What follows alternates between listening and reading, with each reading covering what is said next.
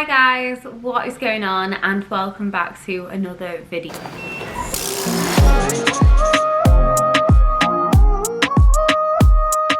Now, if you've clicked on this video, you may be new here, you may be one of my original subscribers or followers, in which case you've probably heard a little bit about my story and fitness journey before, because my first ever YouTube video that I ever did, probably like 3 years ago now, maybe even more than that, I talked about where I was, which was a very different point than I am now.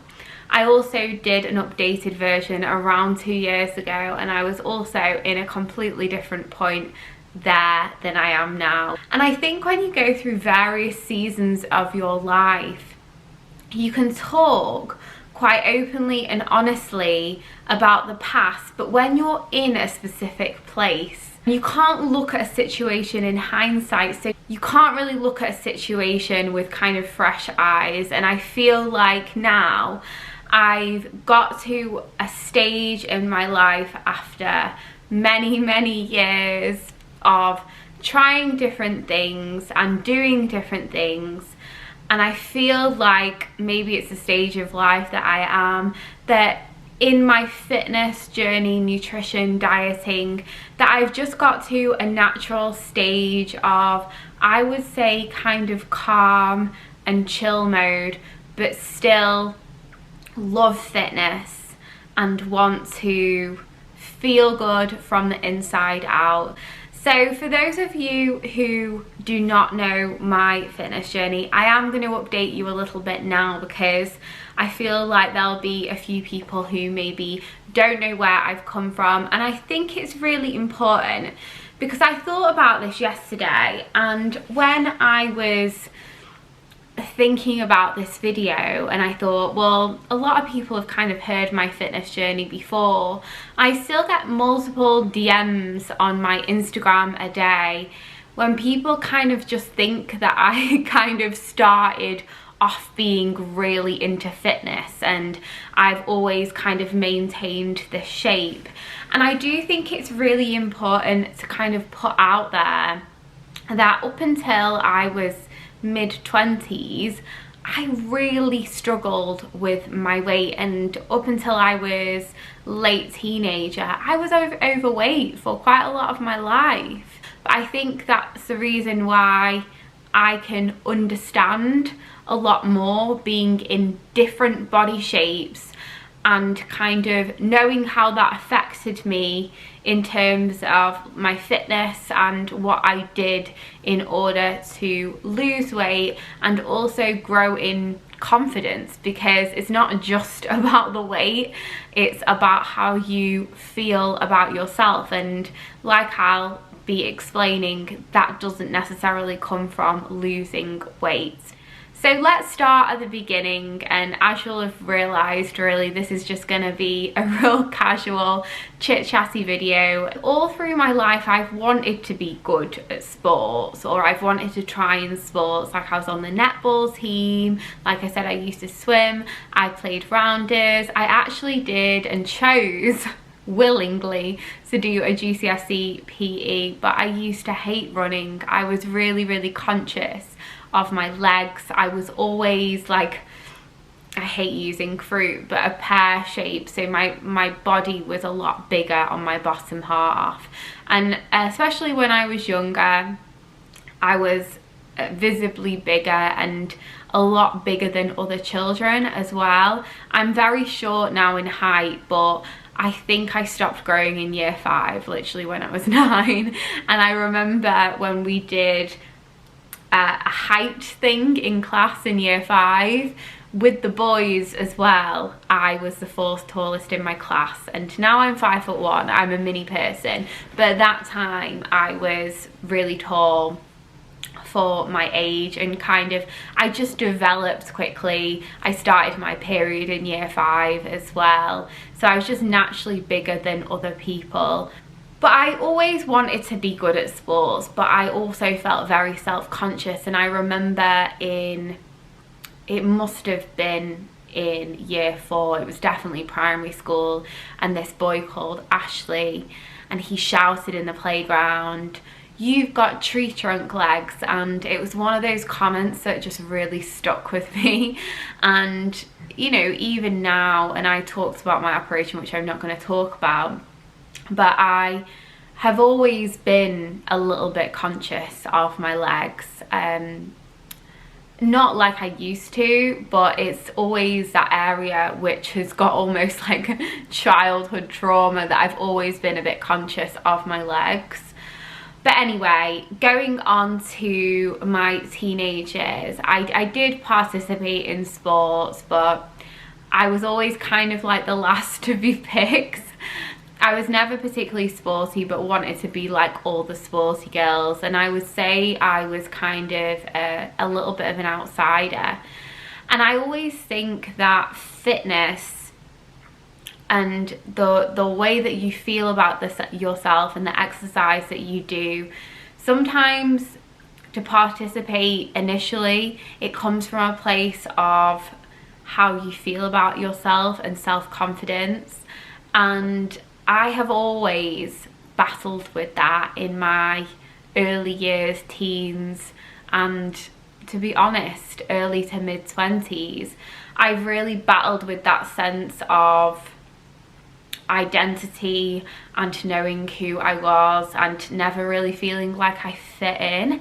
And I do think, I know that that's not a particular kind of relation to fitness, but it is a side note that I think we sometimes kind of miss. Really, like, fast forwarding quite a lot of years, that my weight gain accelerated when I was later in college and the start of university. And probably the picture that I will use for the thumbnail was when I had a realization that I was gaining a lot of weight, and I was on holiday with some of my girlfriends in Ayia Napa in Cyprus, and I remember feeling so self-conscious and realizing that I was a lot bigger than those girls. And I think I just had very low self-esteem anyway. I used to go to the gym, and I know that Lucy Mountain put something about magazines, and they have a lot to be accountable for. And I remember buying a pack of, they had Closer and Heat magazine, these kind of trashy female magazines, and they had a bundle together. I think they sold them for like £1.20 in the local shop, and they had it as a weekly magazine. And I remember I used to get both, and frantically like looking for information how I could look like these, you know, airbrushed people. And I always used to go in the female changing room. There was one day that there wasn't any cross trainers available. There was only like 2 in the female changing room, so I thought, oh, I'll go upstairs. It was a real busy gym that I used to go to, and it was opposite the weights area, which were the cardio machines, and there was only the seated stationary bike free. And I was there with my magazine, and a PT came up to me and he said, like, "What are you doing? You're really doing not much." And I was like, "I'm doing cardio." He did make me feel a little bit embarrassed and uncomfortable, but it was actually that moment in time that would have eventually changed my life, because he ended up persuading me to go for a personal training session, which was free with him. And long story short, he was my boyfriend for a little bit. During that time, he was doing bodybuilding competitions, or he was prepping for shows and eating out of a Tupperware box like this fish and broccoli. And I was like, what is even he doing? Because I just didn't have any idea about this life or just nutrition in general.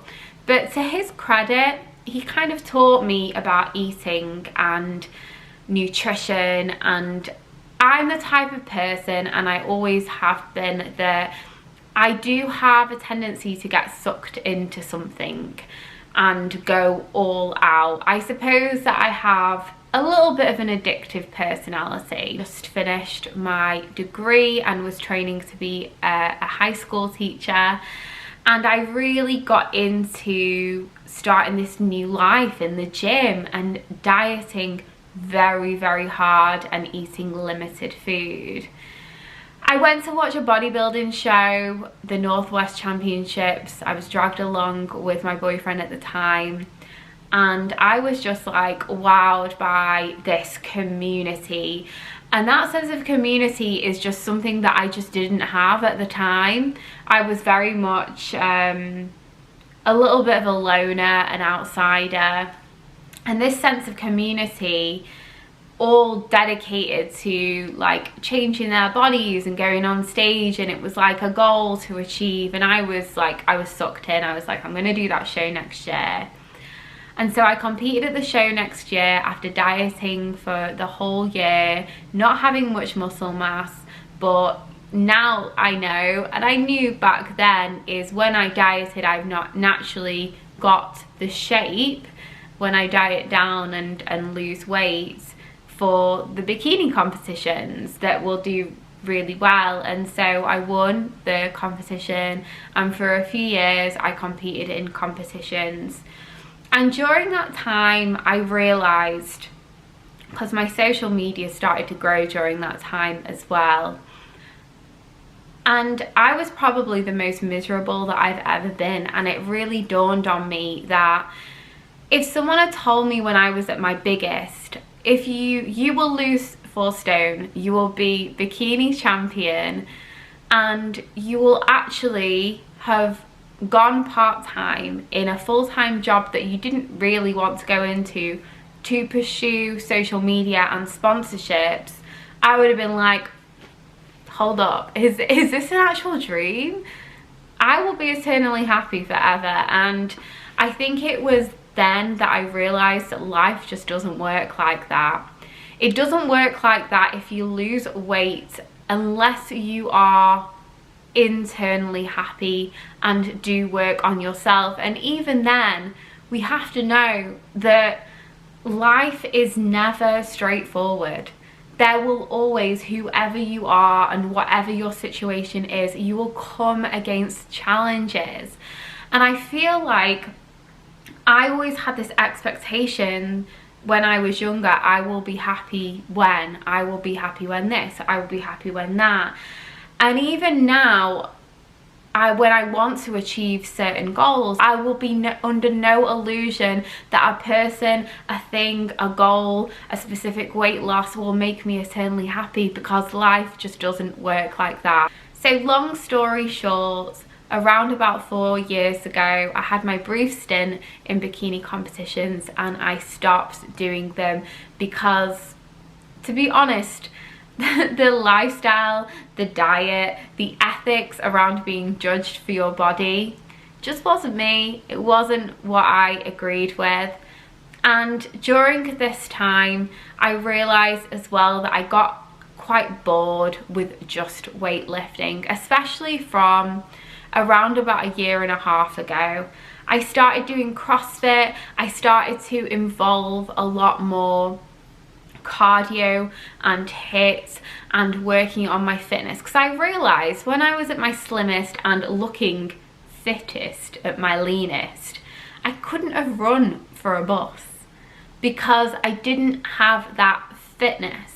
Yes, I might have had the strength and been able to lift weights, but for me, what has changed, I suppose, from when I last did my fitness journey is that I realised that it is just not just about your physical appearance. And if I am really honest with myself, for a lot of my life, and especially when I started bodybuilding and weightlifting in general, I really thought about my physical appearance. But I think as you just get older, you naturally are more aware about your health. And I think the year 2020 has taught us all that life can be quite short and that we can't control life, and actually our health is so incredibly important. It's not just the way that we look, it's our mental health and the way that we feel about ourselves. So I suppose my training and diet now is really flexible. I really prioritize how I feel about myself, and that involves to an extent, eating well because it makes me feel good. I think if you always just focus on your goal for aesthetics and our physical appearance, it will only go so far. I want to feel fit and strong, and that's why I created my Move with Soph guide at home, which is launching this Thursday. I'm hoping this video will go out on Tuesday, the 25th. I started creating this guide in March because when coronavirus COVID hit and it was all very unexpected, I was like, so you're telling me I can't go to the gym? You know, gyms are going to be closed. What are we all going to do? And I think everyone had a bit of a panic. And I was able to get some 5 kg dumbbells, no more, because everything else was sold out. And I already had a resistance band, like a medium band, and a mat in my house. And over the course of the next months, the next 4 months, and actually my gym was only opened a few weeks ago, and we're now in the end of August, I got to a stage where in my routine I focused on body weight and really obviously a light to medium set of dumbbells. I did some resistance training, and I suppose I was shocked, I've got to be honest, how much I enjoyed this new program. And I got myself to a stage where I felt the fittest and strongest that I ever been without stepping foot in a gym. I realised with everything going on, but also taking away the virus and the uncertainty with gyms being open, life is busy. Sometimes we can't make it to the gym, and I'm under no illusion now that the gym isn't for everyone. Sometimes you just don't want to go. It can be a daunting place. People have other priorities and things that they want to do. And in the Move with Soph guide, I have created 4 workouts a week that are no more than 30 minutes long. So it involves 2 body weight workouts and 2 resistance training workouts. Now, what's really good about this guide, it is a 12-week plan. So we'll either add more reps or more sets to the workouts to progressively overload. So that will continuously stimulate our bodies and make our workouts a little bit harder. This guide is accessible to work out anywhere that you've got a small space and only have a short amount of time. Now, unlike my Move with Soph guide at the gym, it was in a PDF format, so you could see it on your phone, but you would have to print it out. In this guide, I am really excited to be working with GenFlow. Now, you might have heard of GenFlow before, but all the workouts are on an app. So when you purchase the guide, I don't know if you can see that there, you will get this. So it says 0% completed workout. You can start the workout. It's a little bit of a blurb. You click on the week 1. So it tells you how long the workout is. It gives you the timer also, so you can time yourself too. And then it has all the movements in it, and you go through. Now each one, and you'll be able to see, has me, little old me, doing each exercise. We also have the exercise notes, so you can see exactly what you're doing by reading it. And you can also put a few notes as well to track your progress. This just makes it really accessible and easy, and I know that I just like something easy to work through on my phone. So I'm launching the guide on Thursday the 27th of August. The guide price will be $29.99, and for that obviously you will get this 12-week program. You will also get access to our private Move with Soph Facebook community to connect with hundreds of other like-minded females. I will also be in there regularly and answering a lot of your questions. I'm also going to set up some lives as well, so as we work through the guide we can all do them together, or you can do them in real time. So the price of the guide will be £29.99, and that is in pounds. But if you are anywhere in the world, you can purchase the guide and that will just translate into your currency.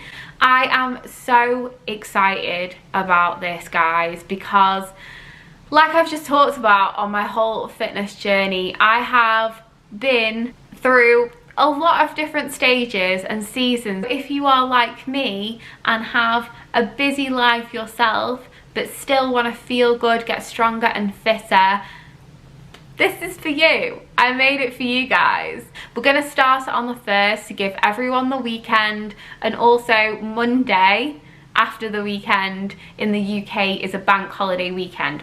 So I know on the last week of August, on bank holiday weekend, Sunday is quite a boozy one. So we're gonna start on Tuesday, the 1st of September. I cannot wait to see you all doing this guide. If you want to ask me any questions, you can head over to my Instagram page, it's Sophie_Aris. Alternatively, you can head over to the Move with Soph page on Instagram, that is just at Move with Soph, and I'll be able to answer all your questions over there. I'll pop all the rest of the details in the description. To be honest, for selfish reasons, I'm really excited to get back on it myself because I've had my operation and my holiday, so starting off September with a bang. I hope you've enjoyed this video and learning a little bit more about my fitness journey and obviously my Move with Soph plan. Until next time, guys, I will see you in the next video. Bye.